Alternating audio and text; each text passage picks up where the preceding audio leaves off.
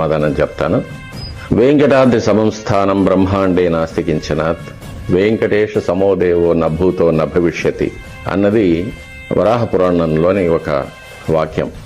ఇది వేదవ్యాస మహర్షి వేదరాశిని 4 వేదాలుగా, ఋగ్యజు సామ అథర్వణ వేదాలుగా సంక్షిప్తం చేసిన తరువాత రాసిన 18 పురాణాల్లో ఒకటి వరాహ పురాణం. కొన్ని వేల సంవత్సరాల ముందు రాసినవి. It is a chronological recording of happenings through out the universe, not only on our planet. ఈ శ్లోకానికి అర్థం ఏంటంటే, వెంకటాచల పర్వతాల వంటి, వెంకటాచల క్షేత్రం వంటి పవిత్రమైన ప్రదేశం ఈ బ్రహ్మాండంలో, మన భూమండలంలో కాకుండా బ్రహ్మాండంలో కూడా ఎక్కడా లేదనేది. అలాగే వెంకటేశ్వర స్వామి వారి అంత శక్తివంతమైన దైవం భూత భవిష్యత్ వర్తమాన కాలాల్లో ఎక్కడా లేరనేది. ఆయన ఒక్కడే.